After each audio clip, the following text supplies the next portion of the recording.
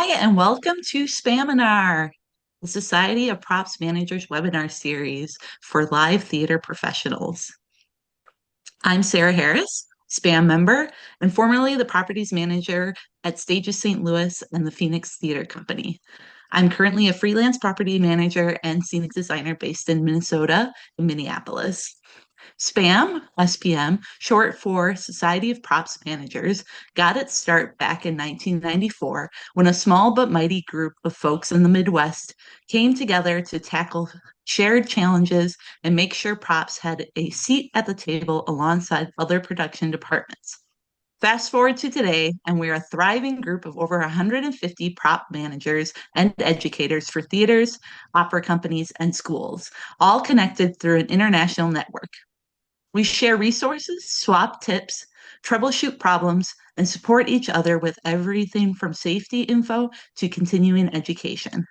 Like past Spaminars, tonight's session is pay what you can. Any donations go directly to supporting these programs and our annual grants for early career prop professionals. If you're able to chip in, we'll drop the link in the chat. Every bit helps, and we're super grateful for your support. Just a heads up, live transcription is on for today's webinar, so you can follow along in real time. And don't worry if you miss anything. We're recording the session and we'll share it later on our YouTube channel. Tonight, we're diving into one of the biggest parts of what makes our work tick, the collaboration between scenic designers and props managers. And lucky for us, we've got three people here who really know this world inside and out. All three are members of the Society of Props Managers, and each wears both hats, scenic designer and prop manager. So please help me welcome Chris Haig, Tammy Honesty, and Larry Heyman. They're here to share their experiences, tips, and go-to strategies for keeping communication strong and teamwork running smoothly. As we go along, feel free to drop your questions in the chat. We'll save some time at the end to go through them. So welcome, Chris, Tammy, and Larry. To kick things off, could each of you introduce yourselves and give a little snapshot of the work you do? Thank you. I'll start. Sure, Sarah, thank you for that intro. My name is Chris Haig. Use he, him. I am based in Philadelphia. I've been doing scenic design and prop work for about 25 years now. I was the prop supervisor at the Art and Theater Company for 10 seasons. Uh, did 10 years of freelance before that and continue to do propping now that I've gone full-time as a freelance set designer.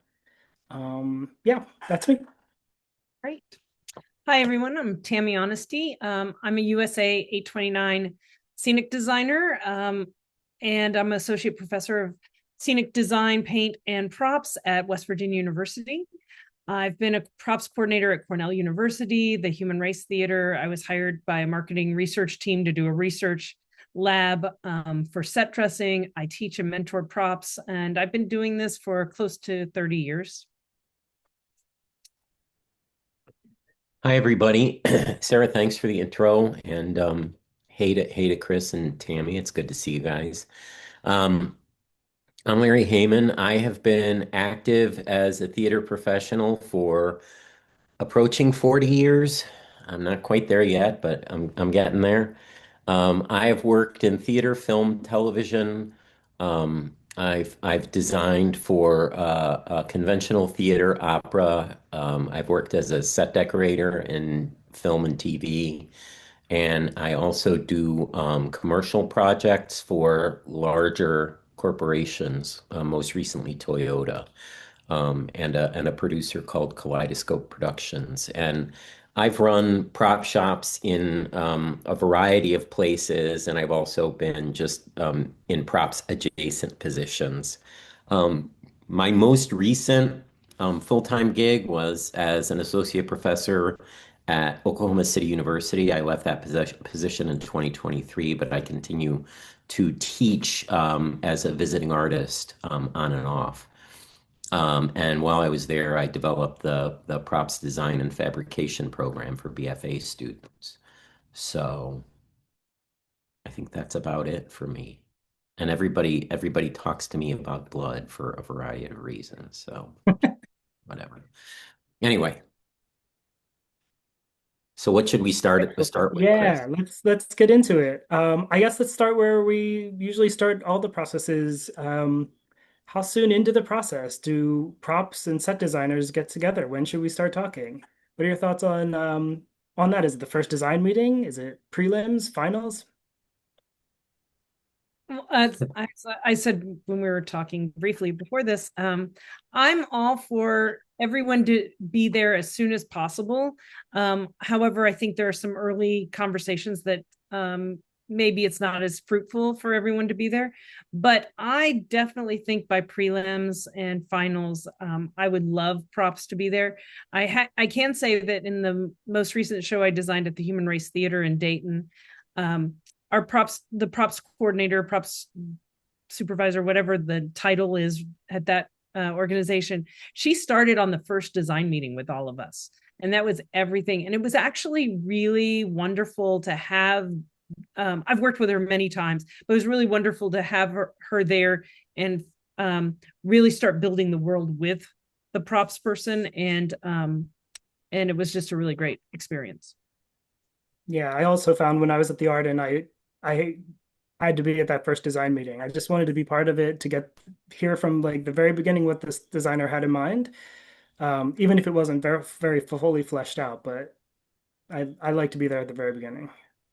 I mean, I think I agree. And I think at least by preliminaries, having them sort of having the props supervisor kind of engaging with the director and creating some lists and doing some things and giving some observations that are props specific.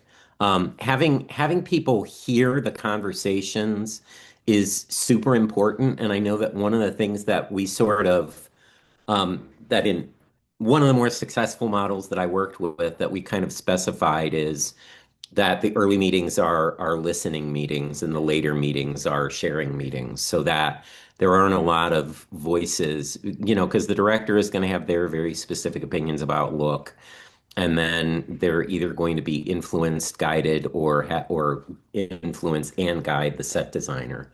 So having that conversation heard and recognized, I think, is super important. But I think the interplay happens later. And Yeah. I was just going to say, with everything, I've done both props and stage design, both freelance and as a resident. But I do think the most important part of like everything in theater or the entertainment industry is about building the relationships and building the trust. And so by being there early with the listening meetings or just being at the early meetings helps facilitate the relationship building and building of the trust. I think building trust, I think having people be comfortable in conversations, like putting people at ease. One of the things, the qualities that I think sort of helps me is that, I'm not hardcore in too many of my ideas. And if there's something that is going to make somebody's life considerably easier and it's not going to significantly impact me. Like I have no reason to push against that. Like I'm not there to make anybody, wish they had never gone into this business. So I think that that's really important. And I know Patrick Drone, the Patrick Cash Money Drone, our friend at the University of Michigan. One of the things that he has said is that the greatest myth about communication is that it's happening. And I think just making sure that everybody knows and that, if you're in person, like looking people in the face and doing a check-in and saying, "Do you need anything from me?" And letting them answer that question, like just giving them the option to engage if they're not comfortable coming to you and going, "I really need to know what this stool is going to look like, or I'm going to have a nervous breakdown." You know what I mean? So I think just making sure that there's an interplay and that it's easy. Do you think that it's a meeting that happens between the whole production team, or is it a director, designer, prop manager? I think director, designer, prop manager meetings are super useful. And one of the things that I've been hearing more and more about is the various theater companies where nobody's in the same city, like everybody's somewhere else. And so there are the main production meetings where everybody hits the mark and says, drawings are here, this is there, whatever. But then there are the side meetings where the director and the designer and other adjacent people get to have private conversations, side conversations. And the biggest challenge for me in that format has been when you have a director who's teaching at a university and who's being pulled in five different directions, and they tell you that there's only like one 15-minute block every week that they have or something. Figuring out a way to get everybody in this on the screen and communicating is super important. But I mean, the other thing that's useful is the reply all button when the prop supervisor finds stuff that they love and they want to share it with the director, sharing it with me as well, and letting me just see it so Mm. that when the director comes to me and says, "What do you think?" I know what they're talking about. Yeah, I've worked with I'm Chris, you've probably have this same experience. But I've worked with props managers who will send both the director and myself, like, here are three options for the couch that we can afford. Which of these, and links to them, and then we can have an email conversation, which is a little easier to be asynchronous than finding the 15 minutes on Zoom. Yeah. Mm. That makes Yeah, and I yeah. and I think the use of like I love that asynchronous thing because the use of like Google Drive and creating a file that everybody, if you go to the Google Drive and take a look, the last five pictures or stuff or whatever where they're creating slides is super amazing It because was then it was a game changer once we Mm. got got phones with cameras. I yeah, mean, oh Sure. my gosh, what a game changer. I was in Prague on just on vacation and getting photos on the phone, which probably cost an arm and a leg at that point, but I could respond quickly um in that in being 6 hours difference and all that stuff. So that was a game it's changer. Yeah. I mean taking Polaroids and talking on a payphone in the middle of a city, it's like Yeah. And I love it when organizations have a an online digital database of photos of their stock. That's Mm. incredibly helpful, but Yeah. unusual. In regards to the emails between props and director and designers, what are your thoughts on an email that has lots of different props and asks for a response on lots of different props versus an email that just focuses on the couch, and then another email that focuses on whatever? Do you think that's one way or the other is more helpful or less helpful?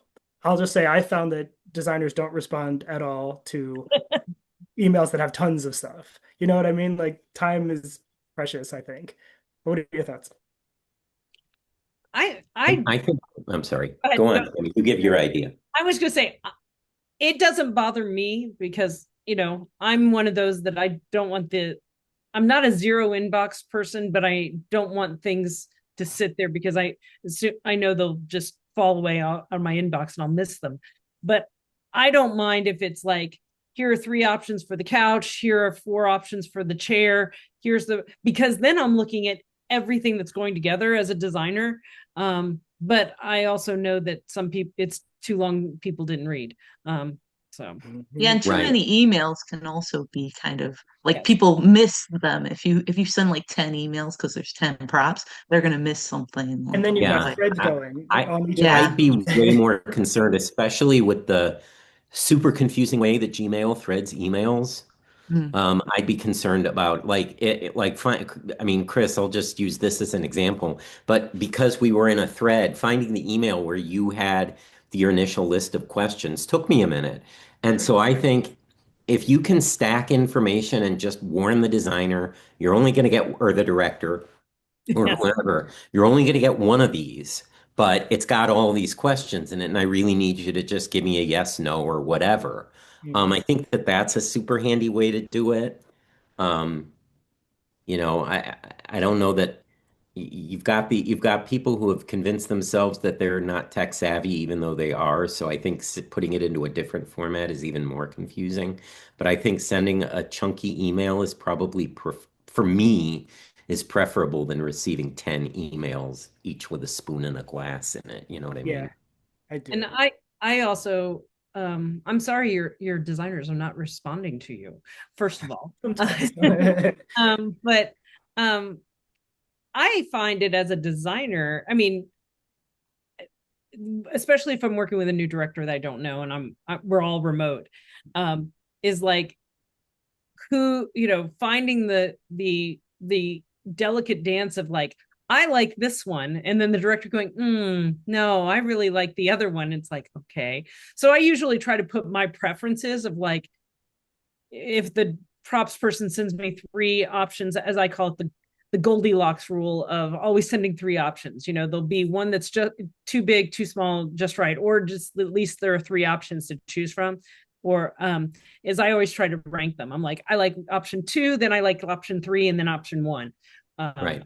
So I think it also helps to ask, at times, I have a one particular opera director whom I love, and my students and even former colleagues can tell you that I have a pretty much a hate relationship with putting chaise longs on stage, just because it's one of those things where it's like that piece of furniture only existed for a very brief amount of time, and yet it's in every single opera.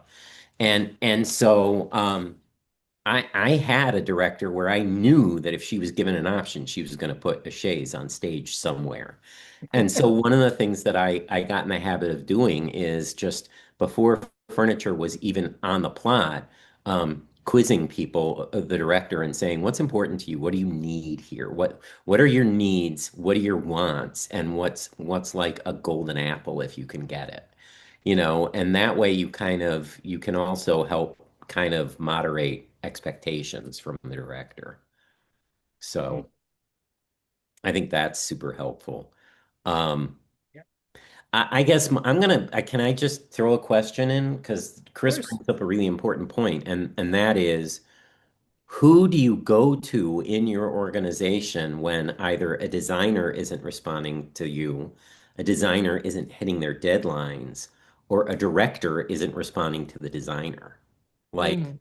what's the chain, and how long do underpaid staff people have to fight their own battle before somebody who has a title actually chimes in and says, "I really need you to answer these emails," or "I really need you to give a decision," or "I really need you to get the drawings to the shop because they were due last week," or whatever. And the follow-up to that is, have people noticed designers sort of, present company excluded, but designers sort of um, getting way more relaxed on turn-in deadlines, or is it just me? I think Hmm. that's fair. Like production manager, right, is sort of the person that should be keeping people on task. And like if they're not meeting their deadlines, the production manager is the one that should be poking them to make Brought sure they're in, yeah, trying brought stuff. in. Yeah. Yeah. And again, I think that's one of those things where I know, talking to Diana at the Cleveland Playhouse, she was like, "I've got all these plates in the air and I'm not a mind reader. If you don't tell me what's going on, I have no idea. So if you're not getting what you need, like letting the production manager know sooner rather than later. Don't suffer in silence." Yeah. Yeah.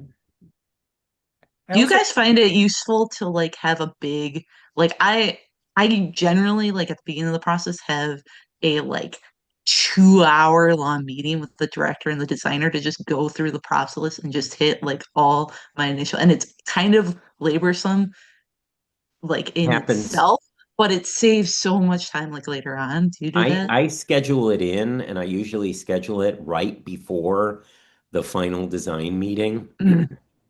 And uh, yeah, I mean, I learned it from a dude named Brian Cookson, who was at the University of Illinois when I was there, and then he went to Yale for a long time.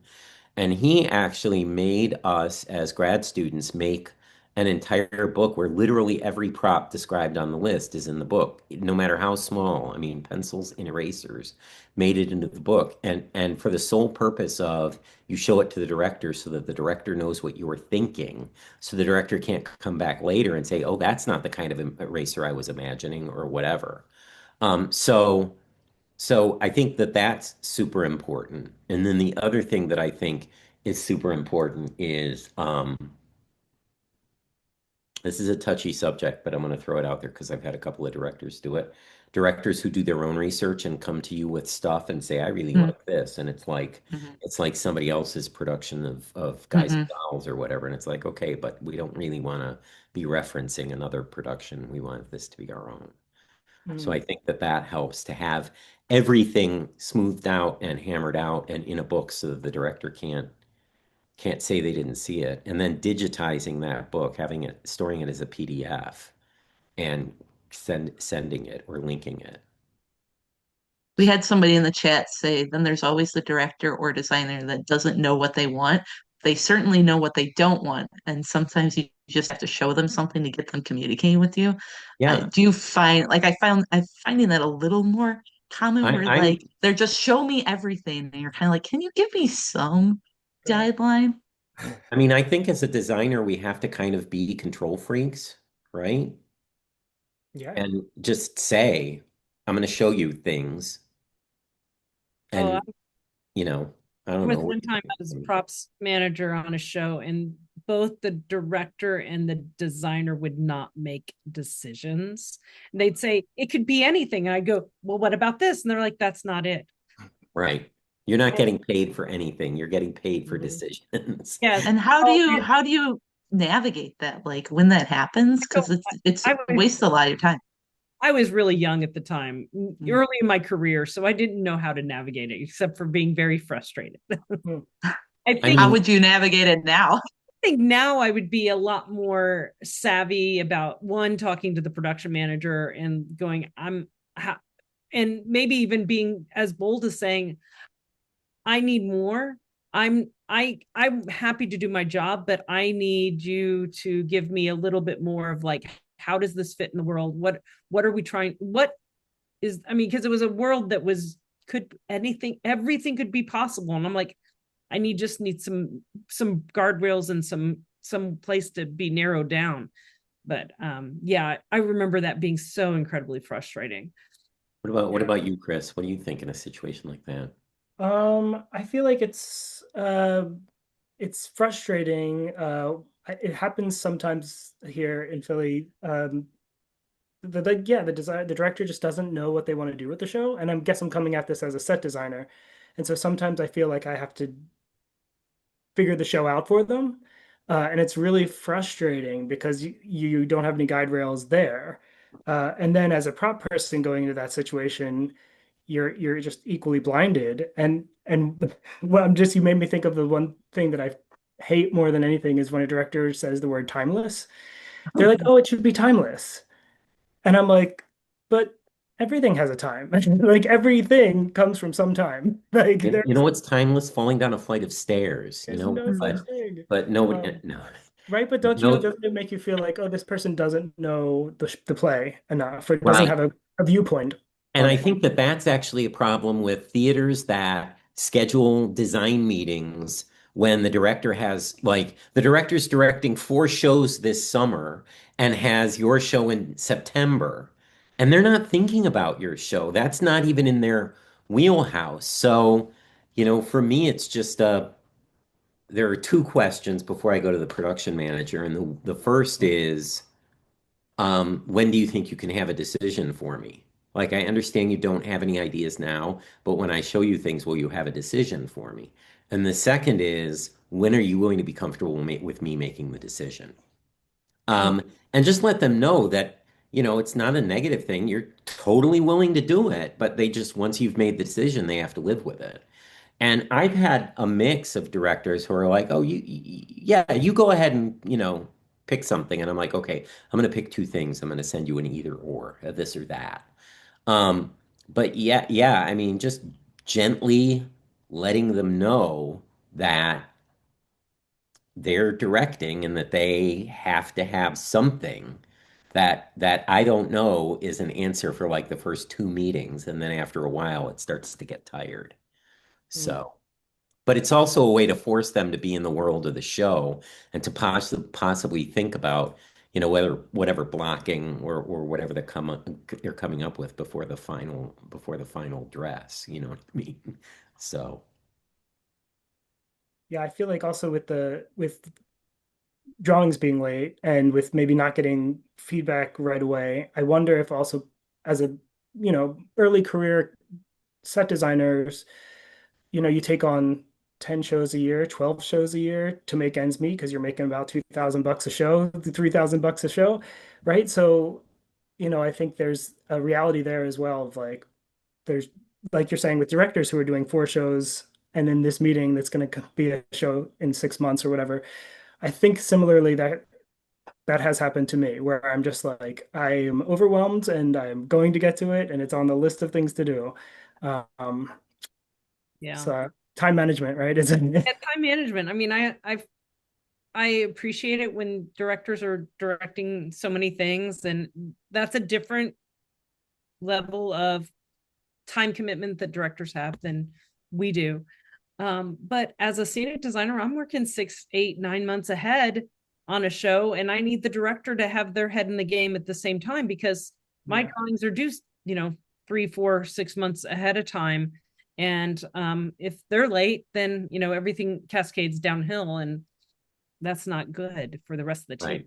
So, but anyway, time Hmm. management is an important. I think time management is huge, and I just think as I sometimes people and then we can move on to something else. But I think the other things that I learned fairly early on from somebody not in this industry is that a lot of the times people think their bad behavior is going unnoticed because you don't say anything about it. And so Mm, sometimes it just Mhm. helps to say, listen, I Just know say you're something. really busy, but Yeah. we need to go through this list and I need some answers from you. And just force their hand and make them think about it.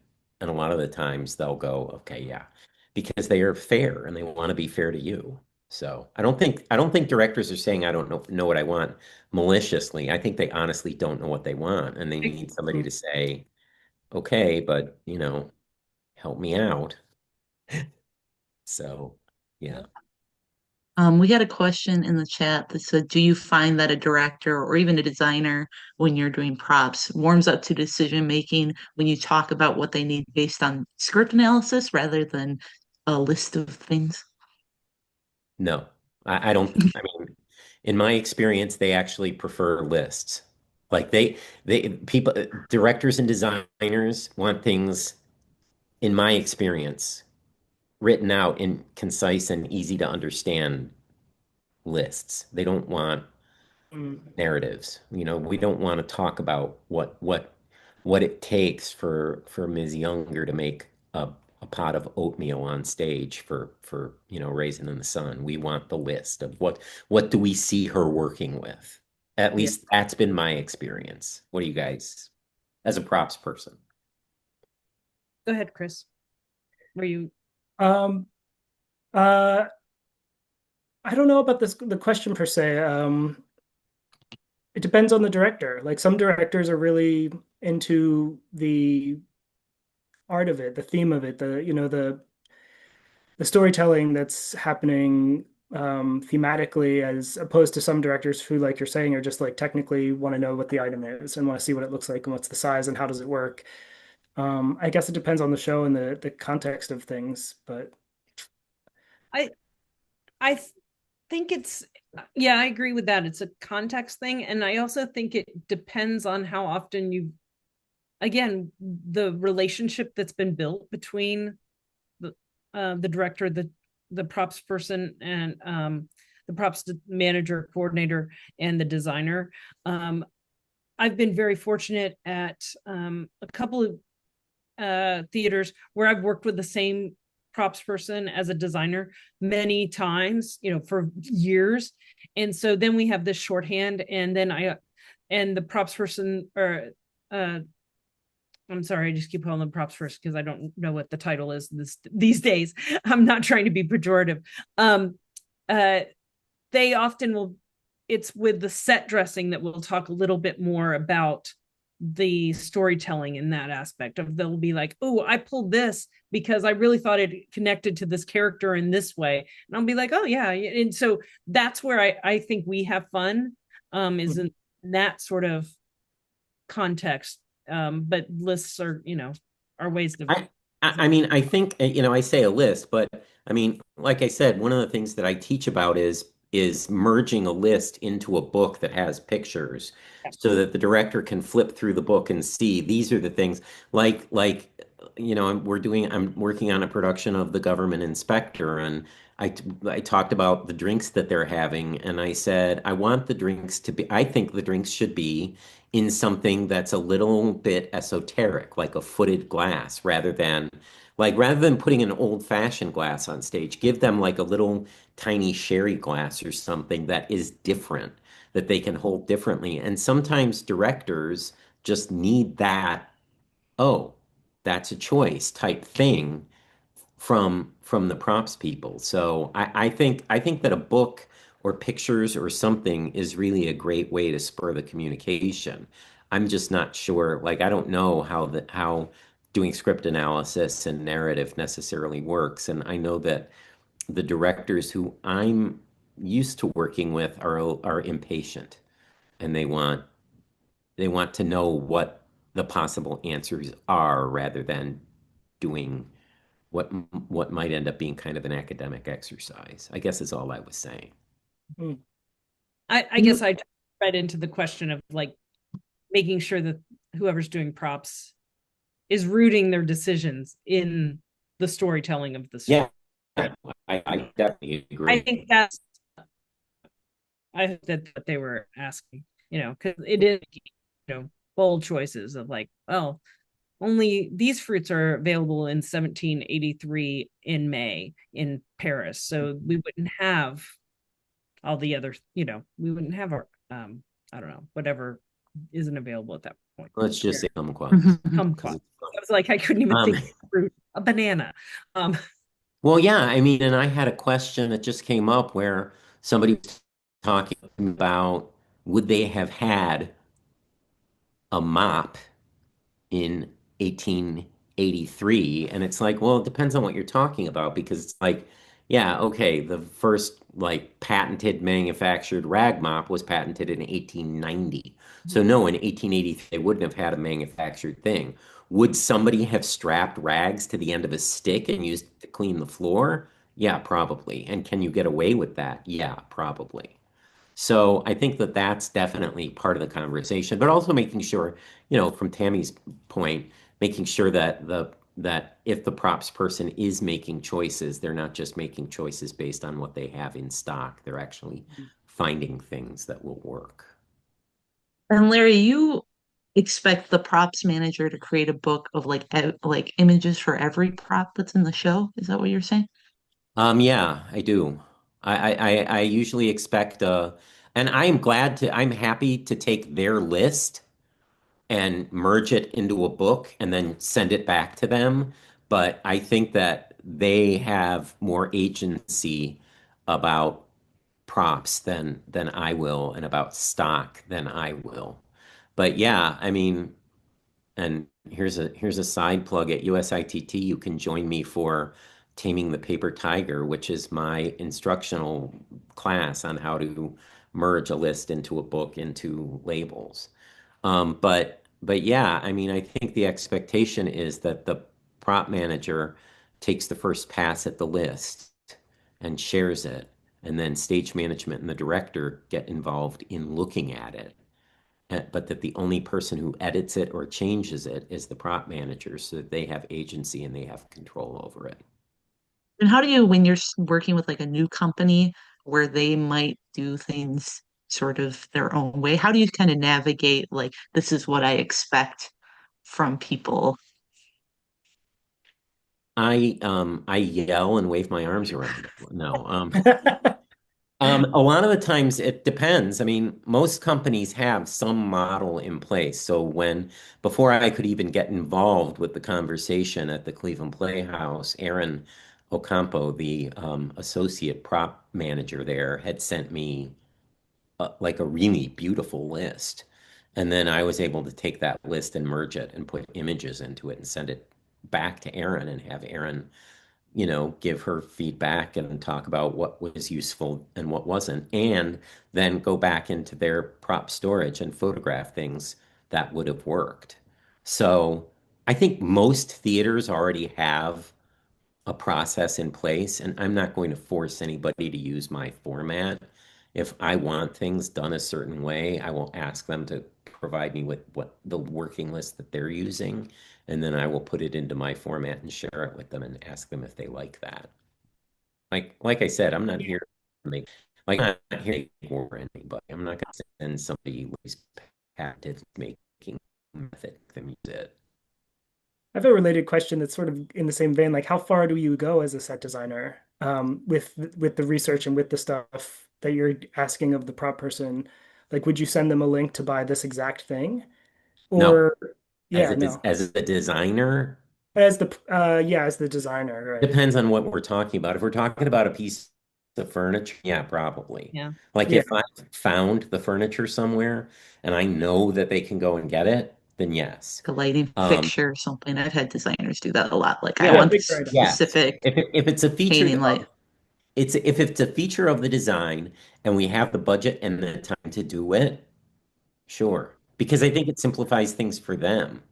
Like for them to be able to just click on the link. Once the director has signed off on it and I like it and we have the budget to do it, I see no reason not to. But like I'm not gonna manipulate like every single decision. The major things, yeah. I I like to. There was a show I designed at the Human Race Theater in Dayton. It was other desert cities, and I really wanted. We at the Human Race at that time, they had a relationship with a furniture store that all of their furniture was on online, and I went through and I was like, ooh, I like that one. Can you ask if we can borrow that one? It was a $4,000 couch. Yeah. And I was, and they actually asked, and they said yes. But what ended up happening is that we ended up buying it and then raffling it off, so it became a fundraiser for the because no one needed a circular couch in their stock. I mean, let's be Right. that. But yeah, Right. that was one time that I actually was like, this is the one I want Yeah. because it just fits the show. And the director and I fell with it. Yeah. Now, I'm going to just segue a little bit away from me to last weekend. I went to see the brand new world premiere musical, INU, the musical of INU, written by Lauren Gunderson, premiering at the McCarter Theater. Beowulf Boric designed it, and if you don't know the show, I'm not going to tell you the whole show because it has a really wonderful ending that you need to be surprised about. But it basically takes place in a teenage girl's bedroom, and it's a two-hander show. And I walked in and I was like, this is the absolutely perfect set with perfect props. And I messaged Beowulf. He was in the same room, but I messaged him because I would walk up to him. But I could have totally done it, but I just instead messaged him. I was like, tell me about the process. What did you do? And I'm going to show you a couple of pictures of what I think this is the one I'm going to try. Which, There you go. are you seeing the big one over here? Mhm. Yes. Great, fabulous, because I have two machines. I asked him how the process was and what they did. And so this is the image that he drew. And he said that he has a great relationship with the McCarter props folks. And this is a quote.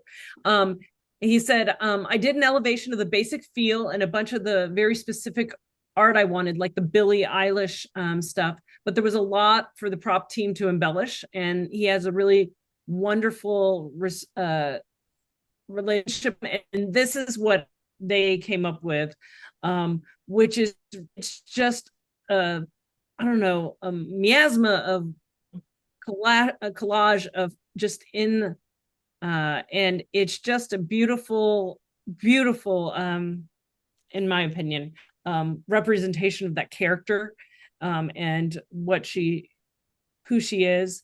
Um, and there was a lot of projections, and here's a little video so you can see a walkthrough of the space. But anyway, I just was really interested in how he dealt with that sort of thing, because there was so much there to really, as a designer, to really nitpick, like, I need all of this stuff. And in fact, he was just like very specific about certain things. Yeah. Do you know if he was involved with the actual hands-on? Was he there that day, like helping them play things? I'm gonna guess he or his associate was there. I think that there was a collaboration. Yeah. But How about for you all? I feel like set dressing, like what I would call set dressing day, is like the best day. Feel like as scenic designer, props managers, we love that. Like if you're more of a scenic design oriented person, that a show like that would be like, yes, please. yeah, those are the fun days. I love when I get a show that I can be like, let's do some set dress day. Really, it's like, when can I come in right before tech? And as what time do we have when the Right. lights are up and the carpenters aren't on stage? And I'll let Larry, you used your little Yeah, thing. I don't want to co-opt it. no, I think I mean, we talked before this, and I think one of the things that's important, a lot of theaters lose track of the idea that props and and the designer need time on stage that's uninterrupted, where the lights are on, where they're not constantly asking for quiet because the sound guy is doing stuff or sound person is doing stuff, where they're not constantly shutting off the lights, where there aren't carpenters stringing, and this is not to impugn anybody else, but it's just what happens. It's like the number of times I've walked onto a set where we're in the middle of dressing something and the lighting team has moved one of our tables and set gels on it or something. And it's like, folks, this is a dressed set. This is a hot set. Like, we have to actually have an understanding that there's a time at which this stops being a workspace and starts being the theatrical environment. And a lot of the times, that's something that production managers who are less than experienced and TDs who are less than experienced need to be apprised of, that we need to set aside specific time to walk around on the stage and just feel it. I mean, And it takes longer than anyone. yeah, I did a production of Odd Couple, and oh my gosh, how many van loads of props did I take in that space? And I was like, oh, no, I'm not done. yeah. And it's just, it's constant. And especially if you're doing, like, if you're doing, if I'm doing opera and it's four gigantic monoliths on stage and then a bunch of lighting, there's obviously not very much dressing that I'm going to need to do. But if you're doing, a modern realistic interior like Odd Couple or any one of the Neil Simon shows, it's like you're building a house on stage, and it can't just be the 12 items that the actors come in contact with as set dressing. It's got to be all the stuff that makes it a house so that everybody sees something, and there's this thing where it's like, well, can you just do it in the half hour before, before call time or whatever, when everybody else is at dinner? And it's like, no.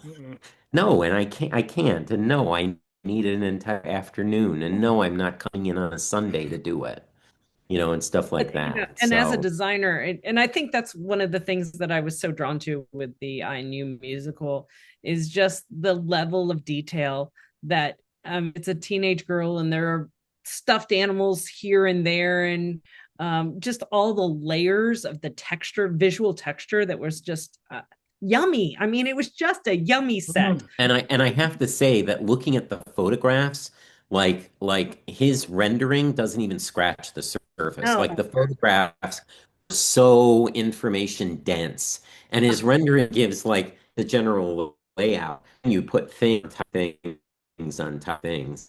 I don't have a photograph of it, but I did a show where I had a student prop person, and the show is called The Vaudevillian, and it's actually a biographical opera about a singer who starts in vaudeville and ends up singing at the Met. And one of the scenes takes place in her vaudeville dressing room where she's been playing the sold out houses for like years. And I decided that I wanted the dressing room to look like a dressing room would look if of personality had occupied it for years. And so we had pictures sent to her and postcards and live flowers and dead flowers and articles of clothing and makeup and all of this stuff. And it was literally one of those things where my props person, who was a set design major, who was awesome. Her name was Sydney Hagan, and she went on her MFA at Purdue, and she's amazing.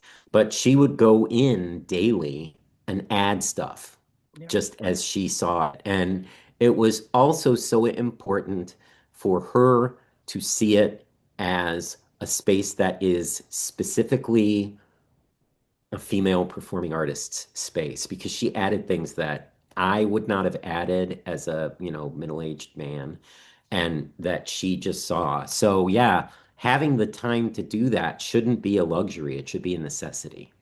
Mm-hmm. Okay, I'm off my soapbox. Yeah. I see we're getting close to we have about 10 minutes left. We don't have any questions in the chat as of now, so if you guys they'll want yell to them talk a out. little bit more. Great. Yeah. If yeah. anybody has questions, please put them in the chat. I'll make sure we Okay. ask them. So maybe I'll run into the communication that goes in during tech and and how do you share your notes with your prop team as a set designer. I find that I do a Google Drive that's like a live doc that like everyone can have access to, and I can cross it out when it gets done, and I can put it all in there, and I can update it every night, and then it's just reference the list. And then, obviously we talk at the production meeting in person if we, can. But I know I also wanted to point out, like sometimes the prop person isn't always there anymore. It seems like, companies are getting more strict about their hours. And so some techs, I don't have a prop person there, and that's wild to me, but like it happens. And So that, yeah, what do you think? I think I would like to have conversations with theaters about that, where like when I was at the Florentine Opera last spring I don't know when it was, last spring, maybe this, I don't know. Doesn't matter. I was there. One of the things that they were very specific about doing, because they're a union house, is they ended the rehearsal at like, I want to say 10:50, so that they could break out by 11:20 and therefore keep the prop person there for the table meeting at the end. Because it is really important for the props person to possibly hear things or have input or answer questions when the director says, "Are those the real shovels we're going to be using?" or Mhm. whatever. Mhm. Yeah, I I think think as that's manager too, like if I'm not there, then these problems come up and you're yeah, not there to sort of field the concerns, and then they just make a decision about something that is not really, you could have offered yeah. like a better We solution. talked about this at the meeting and you weren't there, so here's what we're Yeah, doing. Yeah. Let yeah. me explain it to you. It's like, no, that's not really acceptable. Yeah, I But think the theaters need to understand that like prop manager being during tech is part of their work, and they can't expect them to be doing like all the full day hours and be like if there need or to be that sacrifices to keep a schedule, right, like it can't be like cutting them out of tech. Yeah. I right. think Yeah, there has to be some sort of the balance. best ones I've experienced and is that when you can the prop manager is there at tech, or at least for notes at the end of tech, and they're not the first one in the next morning. They have another person who does the morning shift, and then they do the afternoon evening shift. And I Right. think those are the most successful. But sometimes we just don't. The companies are small, and you don't have that. Mm. I often, especially in the education world that I work in primarily, I like to do a Google spreadsheet on the Google Drive and have it be a live document and with different tabs for each night. And so I can sort it, paints, props, carpentry, TD, questions for the director, questions for the designer, it's me, usually. And then, then cross it off. There's nothing I hate more than when somebody deletes. I'm like, don't delete because I don't know if it's done. Cross it off or put the check mark. I put little check boxes. So And one of the things that I've used with tremendous success and I absolutely love is it's another Google product and it's called Google Keep. Oh, Mhm. yeah. And it's their note-making product because you can build checkbox in, and when somebody checks it off, it grays out and moves to the bottom of the list, but it stays there. And what I do is I do a different color note. I'm not as analytical as Tammy is. I wish I were. But what I do is I do the paint heading at the top, props, Yep. TD, and then, direct questions. And a lot of the times I leave the director questions for my own narrative. I don't necessarily share those with everybody, or I make sure that I ask the director the questions at the meeting if at all possible. But I love Google Keep because you can share it with all the people you need to. They can have it on their phone, and then you can say at the very top, I'm going to be in at 10 or whatever. Going back, way, way back to the prehistory of theater in the early 90s when I worked at the Goodman, Alice used to call and leave a like 7 minute long message on the answering machine. And whoever got there first would sit down with a notepad and like write out all the notes. And then at the end, Alice would say, I'm not going to be in until 11. Okay, bye bye, and hang up. Like, and that was it. But it was like it was so funny to walk in and just you'd hear the recording going and somebody would be sitting at the desk writing it out. And I mean, it was stupid, but it worked. That's great. So I Like, like Google Sheet, or those. I have a lot of designers that just send an email, write notes for each day. I feel like that way they don't have to keep repeating themselves, and they can sort of, you yeah. guys can keep it And leaving organized. things on the keep because if you know, okay, they're not going to get up and take the drapery down today because there's going to be paint on stage or whatever. Knowing that that's going to happen, it's on the list, but it isn't a priority, and that it will just live on the list until it's done. And then, as I said, as the keeper of the list, going in each day and changing the color of the list so everybody sees the new list is goldenrod or whatever, is super useful. yeah. I, the big thing that I find for my own self as a designer, I get fixated because oftentimes, sometimes in professional theaters I work in, we have 10 Friday, all day Saturday, all day Sunday, but especially mainly the paints, but no, the workers don't come in to do notes until Monday, and Right. I get super fixated, and I will take the same note like 17 times, and it becomes much more of a big deal to me because I've taken it 17 times. But I need to work on that. Yeah, but I mean, I think that there is a value to, talking about people like a shop where you're doing things on Friday, Saturday, and maybe even Sunday, and then that your team doesn't come in until Monday, and knowing, whatever your method is, my method is just moving the most important thing to the top of the Oh, list. I do too. Yeah. But knowing that, like, yeah, hello, shop foreman, don't roll your eyes and say you're not going to worry about this until it becomes a problem. It all needs to get done. On So, my Google Sheet thing, I have downs for because I got tired of writing people's names, paints, props, etc. And then I have a priority one so that column so that if it's really, really important to me, or if it's just, that I put a high priority. yeah, Or That's if smart. it's something that I like and it's a cherry on top that can wait until, second dress or whatever, it's a low priority. yeah. I Try mean, to the other color. thing that I do that is super helpful for me is I share just because paints usually falls into the purview of like the shop staff. So I share it with the TD, the ATD, and the shop foreman as well.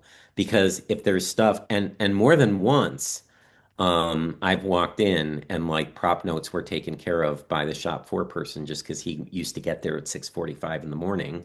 And it's like, yeah, I went out and stapled that. I stapled that couch back together, or I stapled the fabric on the bottom of the chair or whatever, because it's like he's out there doing stuff, cares. Yeah. So that's super handy as well, including everybody so that everybody knows what the workload is. Super handy. Totally. Okay, well, we have a couple minutes. Is there anything else that you all wanted to add before we wrap up? No? Okay. The biggest thing I have to say is as a scenic designer, as a person who's done props, who has painted, for me, it's about the team. We're all making it's all of our shows. It's not just my show, as I'm the designer, and I really appreciate it when the TD, the props manager, the scenic artist, if they have other suggestions on how to achieve what we want, what's best for the show. I just want to have an open communication with them. Yeah. Yeah. Compromises everything. Yeah. I mean, having communication from the props team, not just if you need something from me, you have to tell me because I'm not going to know that automatically. I try to be as empathetic as possible, but there are some times where I miss cues. So you have to tell me when you need something. But the other thing is, yeah, if you've seen the problem solved elsewhere, that's crucial information for me to have before we go on and sort of start reinventing wheels. Yes. So yeah. Or if you know where something is. Like, let's not wait around to talk about where the Surrey with the fringe on top is if you have one in your garage. You know what I mean? Yes. Give the prop people agency to suggest things. Absolutely. So, well, thank you. Thank you, Chris, Tammy, and Larry for sharing your insights. This And was thanks. super fun. Yeah. And thanks to all of you out there who joined us. We hope that you're leaving with some fresh ideas and inspiration for building stronger collaborations. We're already cooking up our fall and winter lineup of Spaminars, so keep an eye out for announcements and definitely keep your topic suggestions coming. We want to hear what you want to learn about. If you're a working props manager in nonprofit theater, opera, children's theater, or an educator teaching props, we'd love to have you join SPAM. So just head to our website or click the link in the chat to sign up. You can also find us on Facebook, Instagram, and YouTube. Those links are also in the chat.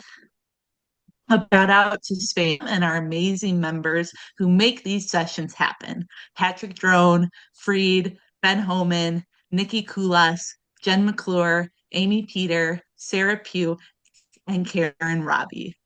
Thanks again for joining us and hop on. We'll see you next time. Peace and love.